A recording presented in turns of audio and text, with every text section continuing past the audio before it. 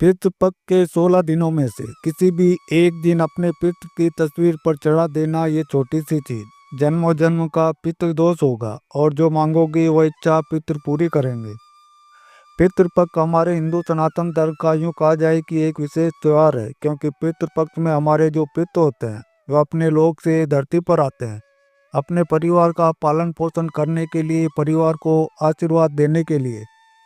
क्योंकि हमारा शास्त्र कहता है कि जिस घर में पितरों का सम्मान होता है, जिस घर में पितरों का आशीर्वाद होता है, उस घर में कभी किसी चीज की कमी नहीं होती है। पितृपक्ष बहुत ही महत्वपूर्ण पर्व है। लोग पितरों को प्रसन्न करने के लिए बड़ी बड़ी पूजा पाठ करते हैं, बड़े बड़े हवन करते हैं और न जाने कितने ही तरह के जतन करते हैं। आज के इस वीडियो में आपको मैं एक छोटी सी चीज बताने वाला हूँ। उस चीज को यदि आपने पितृ की तस्वीर के आगे रख दिया तो फिर आपकी जिंदगी धन्य हो जाएगी। हर हिंदू धर्म के हर घर में पितृ की तस्वीर लगी रहती है। पितृ की तस्वीर का भी हमारे सनातन धर्म में बहुत ही महत्व बताया गया है। कहते हैं कि पितरों को तर्पण करने के लिए घर में पितरों की उपस्थिति के लिए पितरों की तस्वीर लगाई जाती है और उस तस्वीर को देखकर उन्हें याद भी किया जाता है। आज इस वीडियो में मैं आपको जो चीज़ बताऊंगा वह चीज़ कोई लाखों करोड़ों रुपए की नहीं, वह चीज़ आपको आपके घर में ही मिल जाएगी। लेकिन इस उपाय को जानने से पहले आपको कुछ विशेष नियमों का भी पालन करना पड़ेगा, क्योंकि बिना नियम बरते तो ये उपाय कभी सफल हो ही नहीं सकता है।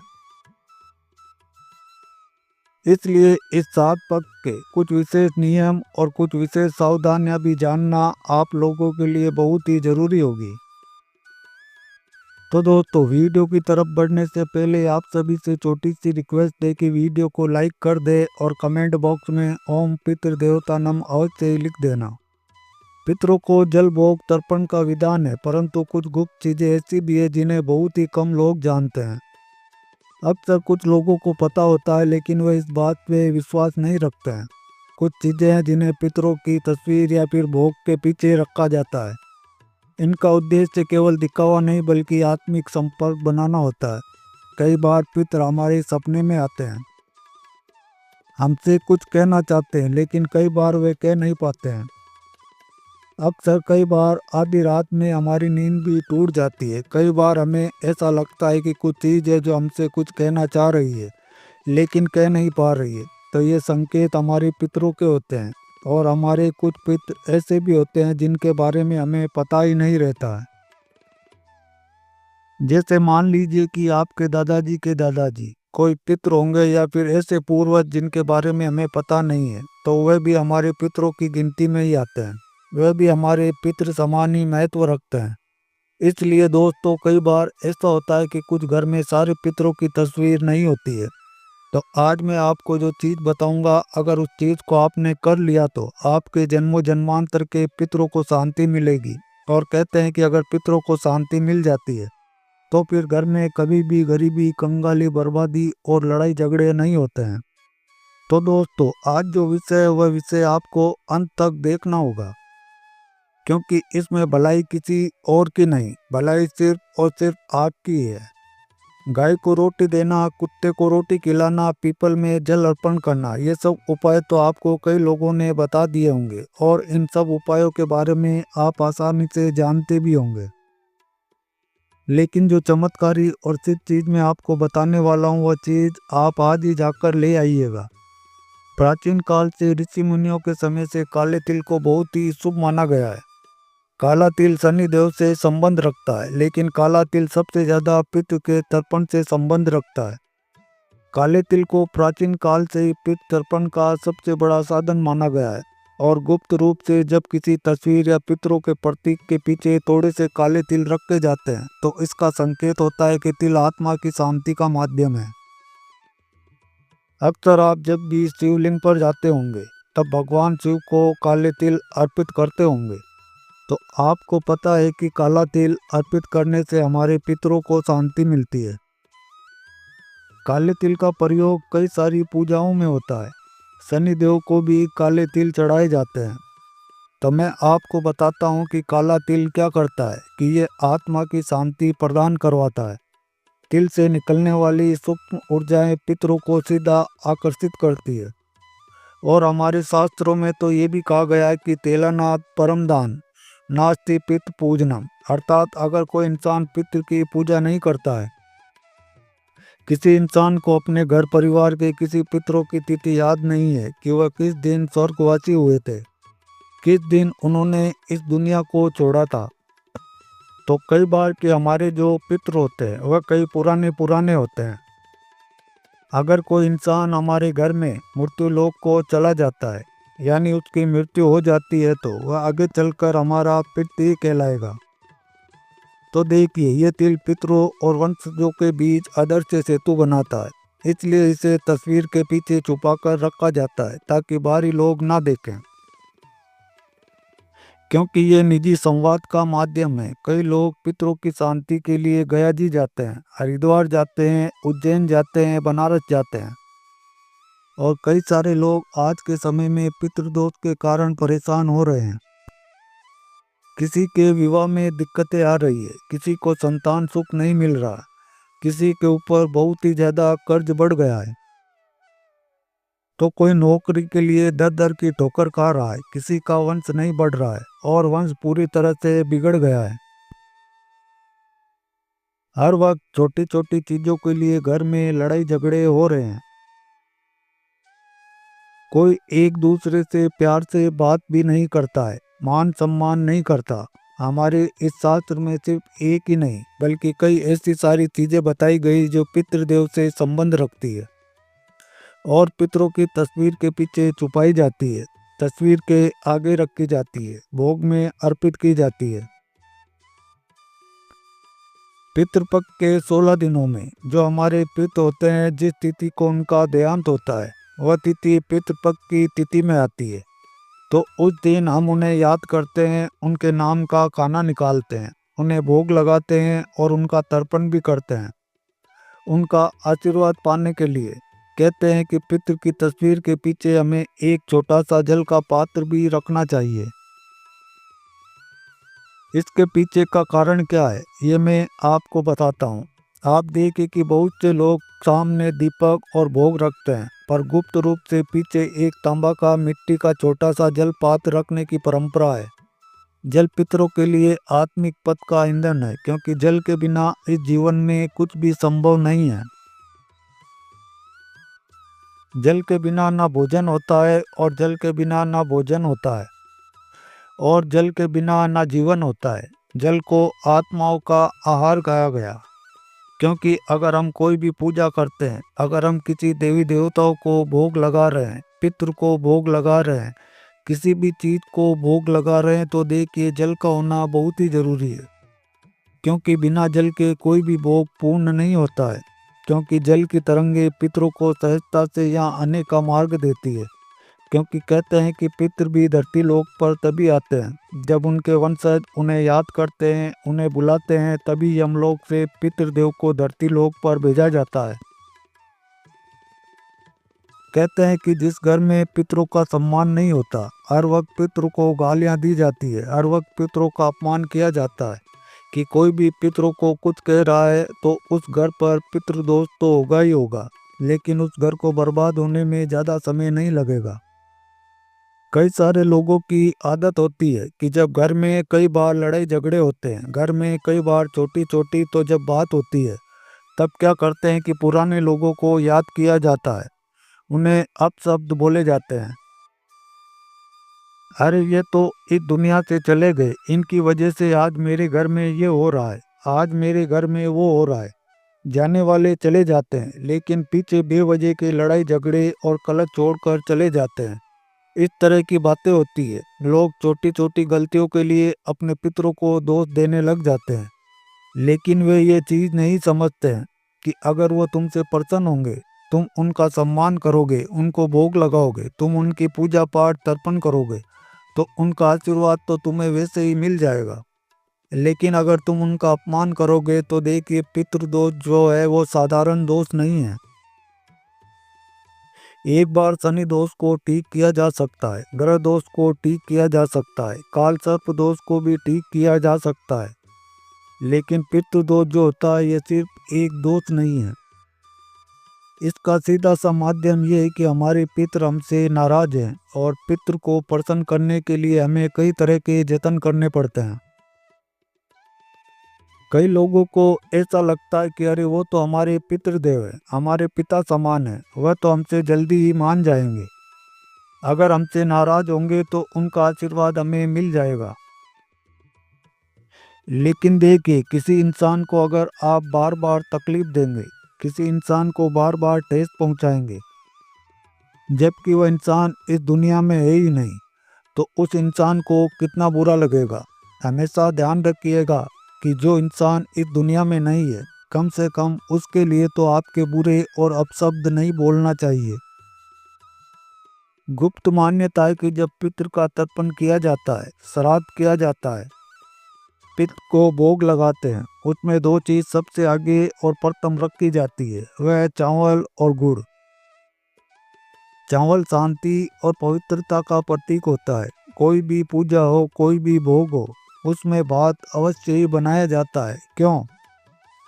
क्योंकि चावल को शांति और पवित्रता माना गया है। भगवान शिव की शिवलिंग पर भी लोग चावल अर्पित करते हैं। कोई भी पूजा हो गई, छोटी से छोटी या बड़ी से बड़ी, तो उसमें चावल का प्रयोग जरूर किया जाता है। क्योंकि अक्षत के बिना कोई भी पूजा अधूरी मानी जाती है और गुड़ मिठास और प्रेम का प्रतीक है। जब इन्हें तस्वीर के पीछे रखा जाता है तो यह संकेत होता है कि हम पितरों को केवल आशीर्वाद ही नहीं बल्कि मधुर रिश्ते की निरंतरता भी चाहते हैं। क्योंकि अगर पितरों से तुम्हारे संबंध मजबूत होंगे, पितरों से तुम्हारे संबंध बहुत ही अच्छे होंगे, तो पितृ तुम्हें कभी भी किसी चीज के लिए नहीं सताएंगे। हर छोटी से छोटी और हर बड़ी से बड़ी चीज तुम्हारे कदमों में लाकर रख देंगे। तुम्हें कभी भी इधर उधर भटकना नहीं पड़ेगा, तुम्हें कभी रोना नहीं पड़ेगा। क्योंकि पितरों से संबंधों की मजबूत बनाना बहुत जरूरी होता है।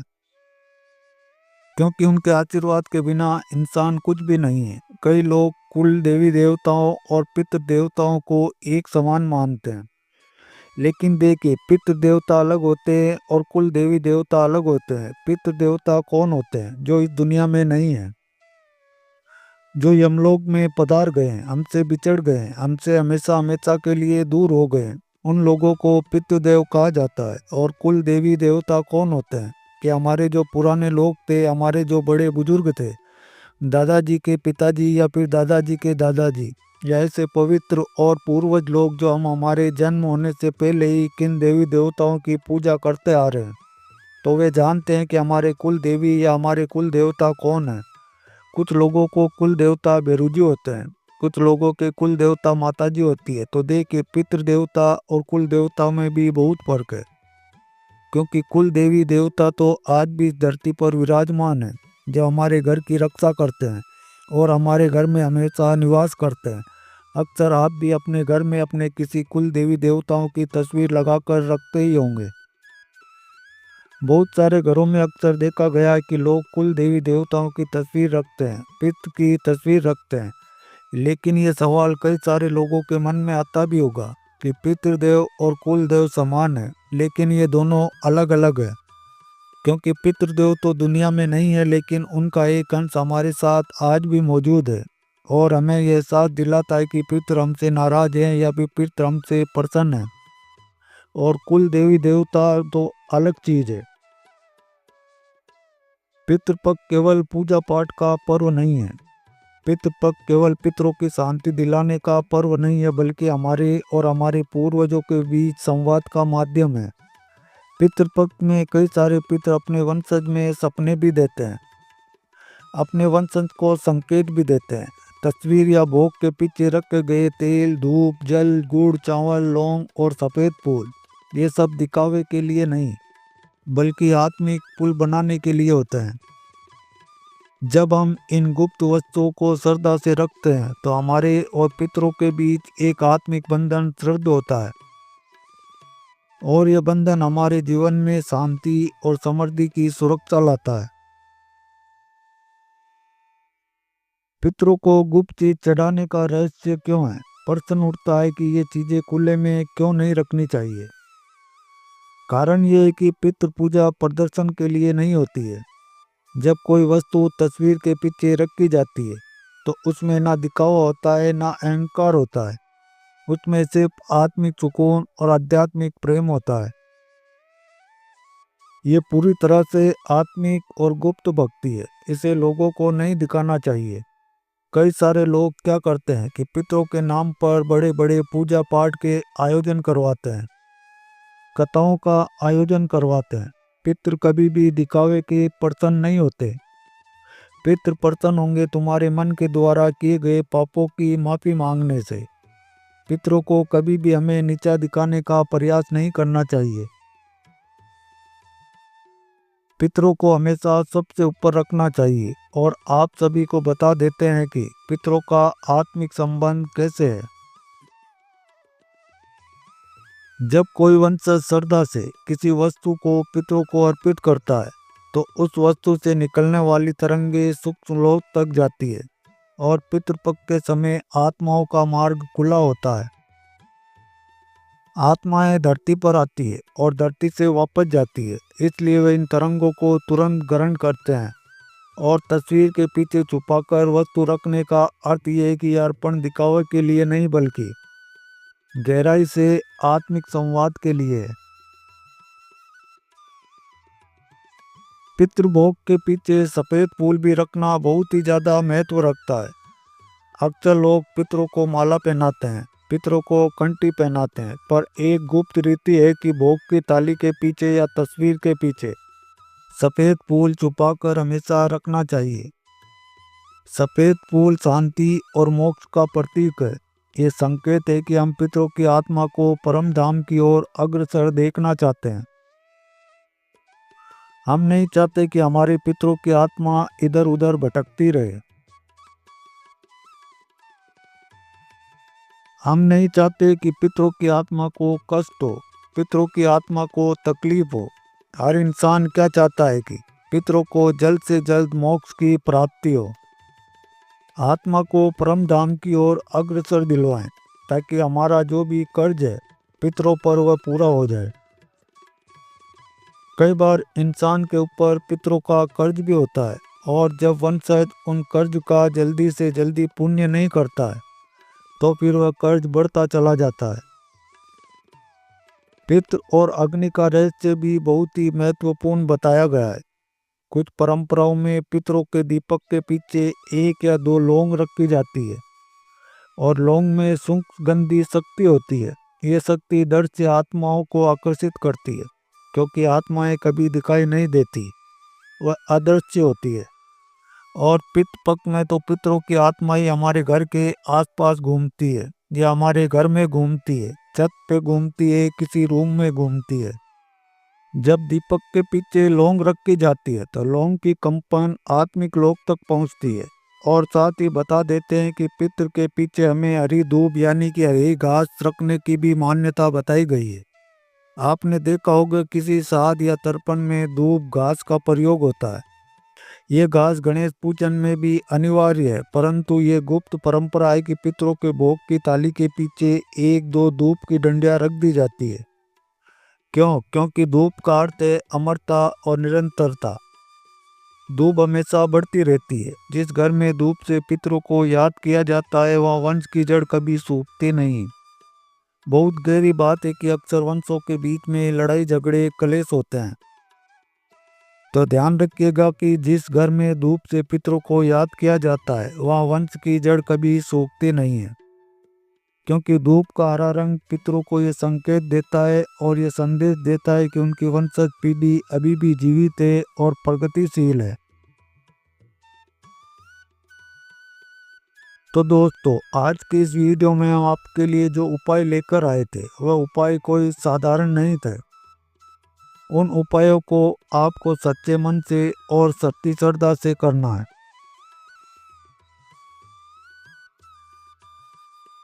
उम्मीद करता हूँ कि आप सबको ये वीडियो पसंद आई होगी।